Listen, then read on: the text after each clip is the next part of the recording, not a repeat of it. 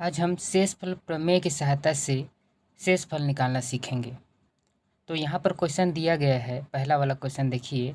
यहाँ पर ये दिया गया है कि इसको निम्नलिखित से भाग देकर, निम्नलिखित का मतलब ये नीचे में जो है उनसे भाग देकर ठीक है, क्या करना है, शेषफल प्रमेय की सहायता से शेषफल निकालना है।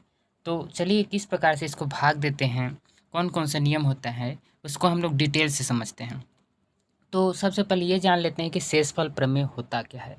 तो शेषफल प्रमेय क्या होता है, उसमें यदि हमारे पास भाज्य, ठीक है, यदि हमारे पास भाज्य और भाजक, और क्या है, भाजक, अगर ये दोनों चीज़ें हमारे पास ज्ञात हों तो हम लोग शेषफल प्रमेय की सहायता से क्या कर सकते हैं, शेषफल ज्ञात कर सकते हैं। लेकिन उसमें भी एक कंडीशन होता है कि जो भाजक होता है वो किस प्रकार से होना चाहिए। तो उसमें भाजक को हमारे पास इस रूप में होना चाहिए, ऐसा, ठीक है। ओके, कहने का तात्पर्य है कि इसमें एक स का गुणांक कितना होना चाहिए, एक होना चाहिए। मतलब एक स के सामने में कितना होना चाहिए, एक, यानी कि कुछ नहीं, उसका मतलब क्या होता है, एक होता है। तो इस टाइप से होना चाहिए, जैसे कि इसमें है x+2, x-4, x+1/3, यहाँ पर है x+1, ठीक है। अगर नहीं है, इस तरह से रूप में है, तो उसको हमको क्या करना पड़ेगा, चेंज करना पड़ेगा। तो इसको कैसे चेंज करेंगे, इसको देख लीजिए, ठीक है। अगर ये इसके सामने में देखो, इसमें क्या है, एक से के सामने में दो है, मतलब एक से का गुणांक कितना है, दो है, उसको हमें एक बनाना है। तो कैसे करेंगे, उसमें जो दो है उसको क्या कर देंगे, हम लोग कॉमन निकाल देंगे। क्या कर देंगे, कॉमन निकाल देंगे, ठीक है। तो कॉमन कैसे निकालेंगे, देखिए यहाँ पर क्या है, 2x-1 है, ठीक। कॉमन हम कैसे निकालते हैं, जो दोनों में होता है उससे कॉमन निकालते हैं। लेकिन देखो हमारे पास क्या है, ये यहाँ पर दो है, यहाँ पर दो नहीं है, तो इसको कॉमन कैसे निकालेंगे। तो इसके लिए हम कुछ इस तरह से कर सकते हैं, जैसे कि यहाँ पर यह 2x-1, तो इसमें 1 के साथ 2 को हम लोग गुणा और भाग कर देते हैं, ठीक है। ऐसा करने पर इसके मान में कोई परिवर्तन होने वाला नहीं है, ठीक है। तब उस स्थिति में हम यहाँ से 2 और यहाँ से 2 निकाल सकते हैं। तो यहाँ से अगर मैं 2 निकालूंगा तो यहाँ पर क्या बचेगा, x बचेगा, यहाँ बीच में माइनस है तो माइनस। अब यहाँ से 2 निकल गया तो यहाँ पर क्या बचेगा, 1/2 बचेगा। क्या बचेगा, 1/2 बचेगा, ठीक। तो हमारे पास क्या प्राप्त हुआ, देखिए इसको एक बार फिर से लिख दे रहा हूँ यहाँ पर, ये x-1/2 बचा। तो अब यहाँ से हमारे पास शेषफल प्रमेय की सहायता से हम इसका क्या कर सकते हैं, हम लोग शेषफल निकाल सकते हैं। और शेषफल प्रमेय की सहायता से शेषफल क्या होता है, तो देखिए यहाँ पर हमारे जो भाज्य दिया गया है, भाज्य को देखिए यहाँ पर दिया गया है, उसमें क्या है, p है, ठीक है। यहाँ पर क्या है, p है, तो यहाँ पर p लिखेंगे और x के स्थान में हम लोग क्या लिखेंगे, ये जो x है उसको रिप्लेस करेंगे किससे, इसके द्वारा। लेकिन यहाँ पर क्या है, ये माइनस में है, ये वाला माइनस में है, ठीक है। तो इसको हम लोग क्या करेंगे, प्लस में करेंगे, ठीक। कहने का तात्पर्य यह है कि यदि हमारे पास जो भाजक है उसमें x के बाद जो भी संख्या है यदि प्लस में है, ठीक है, यदि प्लस में है तो उसको माइनस में लेना होता है, और यदि माइनस में है तो उसको प्लस में लेना होता है। कैसे, देखिए यहाँ पर पहले वाले का हमारा शेषफल कैसे होगा, सबसे पहले भाज्य को देखिए ना, भाज्य में क्या लिखा है, यहाँ पर px लिखा है, तो यहाँ पर हम लोग p लिखेंगे और x स्थान में क्या लिखेंगे, पहले के लिए हम लिखेंगे -1, ठीक है। दूसरा के लिए अभी बताया था क्या होता है, इसमें इसमें होगा 1/2, ठीक है, p 1/2। अब इसमें तीसरा के लिए क्या होगा, p तो लिखेंगे ही, यहाँ पर +2 है तो क्या लिखेंगे, यहाँ पर -2, ये क्या है, उसका शेषफल है।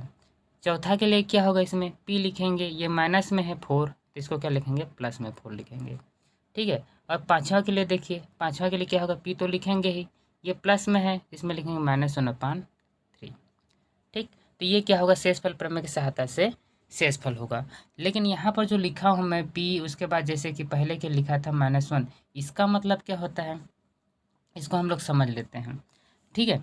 तो इसका मतलब देखो हम लोग कैसे किए हैं, यहाँ पर p का तो p लिखे हैं और x स्थान में क्या लिखे हैं, यहाँ पर -1 लिखे हैं, ठीक है। इसका मतलब ये है, देखो यहाँ पर क्या हमारे पास x है, उसके स्थान पर -1 लिख दिए हैं, क्या लिख दिए हैं, -1 लिखे हैं। तो यहाँ पर भी जितने भी x हैं उसके स्थान पर क्या लिखेंगे, हम लोग -1 लिखेंगे।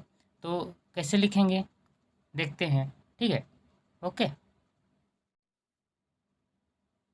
देखिए पहला क्वेश्चन यहाँ पर बनाया गया है, पहला क्वेश्चन का भाज्य ये है, भाजक ये है, और शेषफल हमें क्या करना है, ज्ञात करना है, ठीक है। और शेषफल प्रमेय की सहायता से क्या करेंगे, इसका शेषफल निकालेंगे। ठीक, तो यहाँ पर शेषफल प्रमेय की सहायता से शेषफल ये होगा।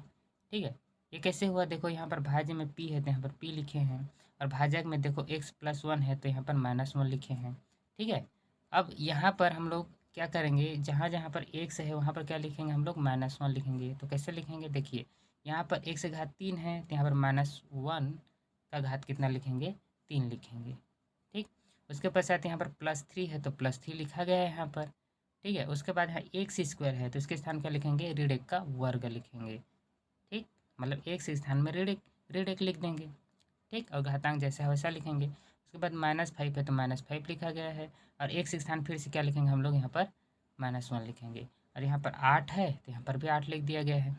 अब इसको क्या करेंगे, हम लोग हल करेंगे, इसको हल करेंगे। तो कैसे हल होगा, देखो यहाँ पर ऋण 1 का घात 3 है। 3 क्या होता है, एक विषम संख्या है। 3 क्या है, विषम संख्या है। ठीक है, यदि ऋण 1 का घात विषम संख्या है तो उसका आंसर क्या होता है, ऋण 1 होता है। ठीक, यदि यहाँ पर ऋण 1 का घात यदि सम संख्या है तो उसका आंसर क्या होता है, धन में 1 होता है। तो इस प्रकार से इसका घात क्या है, विषम संख्या है, इसलिए इसका मान कितना होगा, ऋण 1 होगा।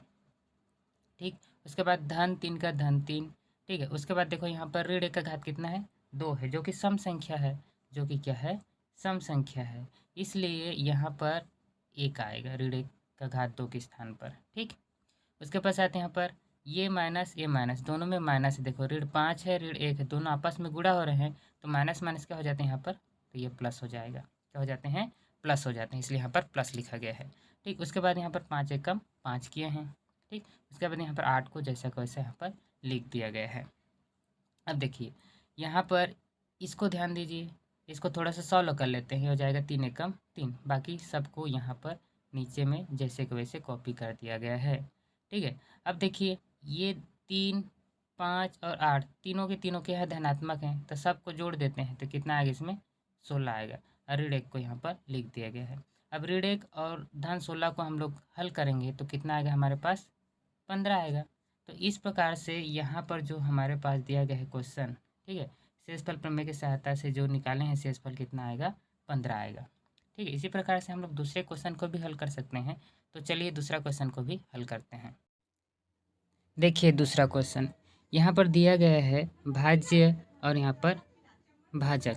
तो भाजक हमारे पास कुछ इस रूप में है। ठीक है, तो इसको हम लोग कैसे करना है, इस रूप में लाना है। तो इसमें क्या करना था, हमें 2 को कॉमन निकालना था। तो कॉमन कैसे निकालना है, एक बार देख लीजिए। यहाँ पर बताया था कि यहाँ पर क्या है, इस तरह से है। ठीक है, इसमें से हमें 2 को कॉमन निकालना है। क्या करना है, हमें 2 को कॉमन निकालना है। तो यहाँ पर 2 है, यहाँ पर नहीं है, तो इसके लिए मैं क्या किया था, इसमें ऊपर में 2 और नीचे में 2 का गुणा किया था। और अब यहाँ से क्या कर सकते हैं, 2 को कॉमन निकाल सकते हैं। तो यहाँ से 2 कॉमन निकला तो यहाँ पर क्या बचेगा, 1 से बचेगा, बीच में माइनस से माइनस, यहाँ पर क्या बचेगा, 1 बचेगा ऊपर में, और नीचे में क्या बचेगा, 2। तो इस प्रकार से हमारे पास ये प्राप्त हो जाता है।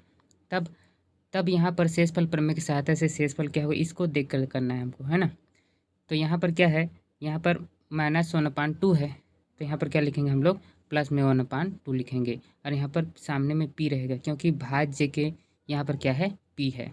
ठीक है, इसको ध्यान दीजिएगा, यहाँ पर p रहेगा तो p ही लिखना होगा। ठीक है, अब इसमें क्या करेंगे, यहाँ पर हम लोग x के स्थान में क्या लिखे हैं, x के स्थान में लिखे हम लोग क्या, 1/2 लिखे हैं। ठीक है, तो यहाँ पर जहाँ जहाँ पर x है वहाँ पर क्या लिखेंगे, 1/2 को लिखेंगे। तो देखो यहाँ पर x के घात 3 है, तो इसमें क्या लिखेंगे हम लोग, 1/2 के घात 3। ठीक है, यहाँ पर x का वर्ग है तो यहाँ पर क्या लिखेंगे हम लोग, 1/2 के वर्ग। ठीक है, अब उसके पश्चात यहाँ पर x है तो वहाँ पर क्या लिखेंगे, 1/2 लिखेंगे। बाकी सब सेम टू सेम यहाँ पर लिखा गया है। ठीक, अब इसको हल करेंगे। देखो यहाँ पर 1/2 पूरे घात क्या है, यहाँ पर 3 है, तो ये 1 का भी घात होगा और 2 के भी घात होगा। तो 1 का घात हम लोग जितना भी करते हैं उसका मान कितना आता है, 1 आता है। और 2 के घात यहाँ पर 3 है, इसका मतलब क्या होगा, 2 को 3 बार गुणा करेंगे इस तरह से, तो कितना होगा, 2 दूनी 4, 4 दूनी 8, इसलिए यहाँ पर क्या लिखा गया है, 1/8 लिखा गया है। उसके बाद यहाँ पर 3 का 3 लिखा गया है। ठीक है, यहाँ पर 1/2 का घात कितना है, 2 है, तो यहाँ पर 1 का घात 2 मतलब 1 होता है, इसलिए यहाँ पर 1 लिखा है। और 2 का घात 2 मतलब 4 होता है, इसलिए यहाँ पर 4 लिखा गया है। ठीक है, इसमें हम 5 और 1 को गुणा कर दिए हैं। ठीक, तो 5 एकम 5, इधर 8 का 8। ओके, अब इसमें देखो यहाँ पर इसको भी थोड़ा सा हल कर लेते हैं। ये हो जाएगा 3 एकम 3 और नीचे में क्या है 4 का 4। तो इस तरह से ये हो जाएगा। ठीक है, ओके। अब देखिए, अब इसमें हमारे पास ये प्राप्त होता है। इस सब को हमें क्या करना है, हल करना है। तो इसमें क्या है, 4 पद हैं, चारों पद के जो हर होता है, हर नीचे वाला संख्या, उसको हमें क्या करना है, बराबर करना होगा। तो बराबर करने के लिए हम लोग क्या करते हैं, एलसीएम निकालते हैं। तो यहाँ पर 8, 4 और 2 और यहाँ पर 8 के नीचे में कुछ नहीं है, उसका मतलब क्या है 1 है। तो इस सब का एलसीएम कितना होगा। तो देखिए यहाँ पर 1 के पहाड़ा में 8 आता है, 2 के पहाड़ा में 8 आता है, 4 के पहाड़ा में 8 आता है और 8 के पहाड़ा में 8 आएगा ही। तो सभी के पहाड़ा में 8 आता है, अर्थात इसका एलसीएम कितना होगा, 8 होगा। तो हम क्या करेंगे, सभी के हर को 8 बनाएंगे। तो सभी के हर को 8 बनाने के लिए क्या करेंगे, पहले वाला तो बनाया है, इसका कुछ नहीं करना पड़ेगा। ठीक है, इसको जैसे कि वैसे यहाँ पर लिखेंगे। इसको देखिए, इसमें 3/4 है, तो इसमें हर को 8 बनाने के लिए हमें क्या गुणा करना पड़ेगा, 2 का गुणा करेंगे, तब हो जाएगा 4 दूने 8।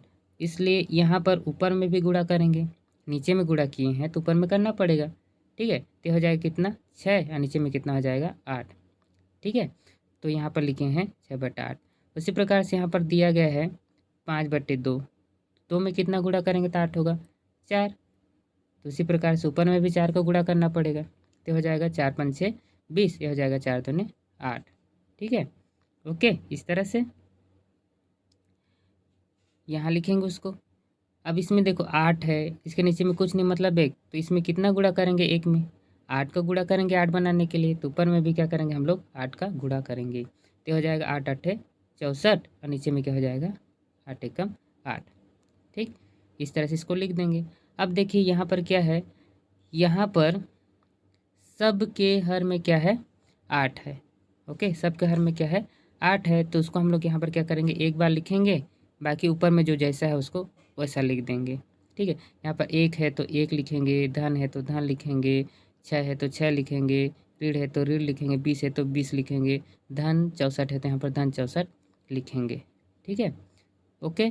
अब इसमें इसको हल करेंगे, तो इसमें पहले क्या किया गया है, ये 64 धन में है, 6 धन में है और 1 धन में है, तीनों को पहले जोड़ दिया गया है। धन में है तो धनात्मक है तो जोड़ेंगे तो कितना आएगा 71। यहाँ पर ये जो ऋणात्मक है 20, उसको जैसा को वैसे यहाँ पर लिखा गया है। ठीक है, और नीचे में 8 का यहाँ पर 8 लिखा गया है। ठीक, अब इसको हल करेंगे तो कितना आएगा इसमें 51/8। तो हमारे पास शेषफल कितना प्राप्त हुआ, 51/8।